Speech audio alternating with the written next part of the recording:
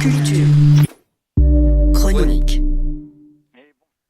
Où il est question aujourd'hui de Pygmalion et de quelques autres affaires. Et oui, cette cascade d'affaires qui montre tant d'arrangements avec les règles communes, tant de montants, tant au fond d'obscénité. Car ce mot obscénité résume souvent notre sentiment face à des affaires qui sont au risque de la perte du sens. Je prends un simple exemple, la dernière petite anecdote révélée notamment par Mediapart, ces arrangements dans une affaire de corruption avec un marché d'hélicoptères entre des oligarques kazakhs et l'entourage de l'ancien président de la République, Nicolas Sarkozy, où l'on apprend au détour qu'une montre a été offerte à un conseiller présidentiel, prix 44 000 €, que tout cela s'est arrangé lors d'un dîner, prix du dîner 11 000 €. Alors, obscène.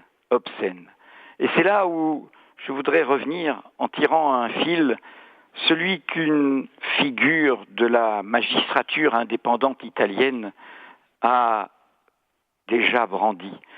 Cet homme, Roberto Scarpinato, incarne le combat judiciaire de la mafia. Depuis pratiquement toute sa vie, c'est l'engagement d'une vie comme celui qui a coûté la vie justement à ses collègues Paolo Borsellino et Giovanni Falcone. C'était en 1992, ils furent assassinés.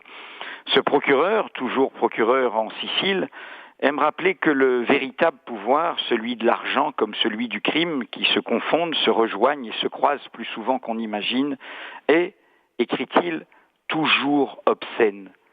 Obscène, quelle est l'étymologie? Obscenum, ce qui est hors scène, ce qui est caché à nos regards.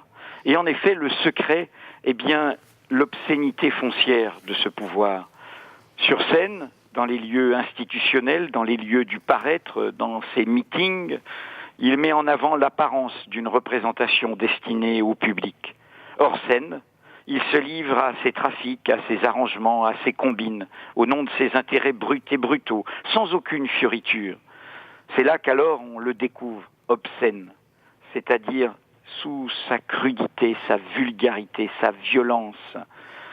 C'est cela le spectacle des affaires, et c'est cela que nous rappelait donc Roberto Scarpinato dans Le Retour du Prince, Il Ritorno del Principe, une réflexion sur ce qu'il appelle la mafiosisation de notre monde dérégulé, où l'argent devient la seule jauge, la seule valeur, le seul but, le monde des conflits d'intérêts, du mélange privé-public, de l'abus de pouvoir, bref, de la corruption érigée, je le cite, en un code culturel qui façonne la forme même de l'exercice du pouvoir.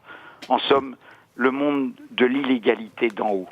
Alors si je cite Roberto Scarpinato et sa propre démarche de réfléchir en citoyen aux conséquences de son travail, c'est que vous pourrez l'entendre à Paris, et c'est un événement rare.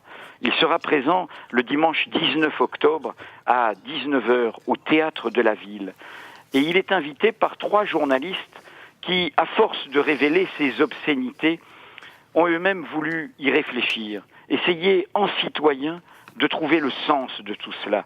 Il s'agit d'Antoine Peillon de La Croix qui publie La corruption au Seuil, de Benoît Colombat, confrère de France Inter, qui anime, dirige une histoire secrète du patronat avec tous ces arrangements cachés où l'argent est évidemment le fil conducteur, et de Fabrice Arfi de Mediapart qui publie, Benoît Colombat, c'est à La Découverte, et Fabrice Arfi qui publie Le sens des affaires chez Calman Lévy.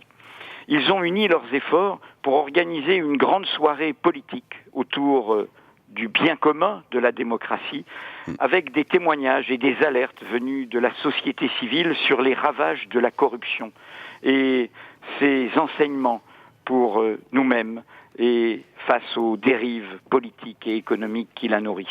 La corruption comme perte des États, comme fléau des peuples. La corruption, ça suffit, disent-ils. à 19 heures donc, le 19 décembre, au Théâtre de la Ville. Il y aura des sociologues, des anthropologues, Monique Pinson-Charlot, Pierre Lascoum, Chantal Cutajar. Il y aura une philosophe, Cynthia Fleury. Il y aura des économistes, Paul Jorion, François Morin.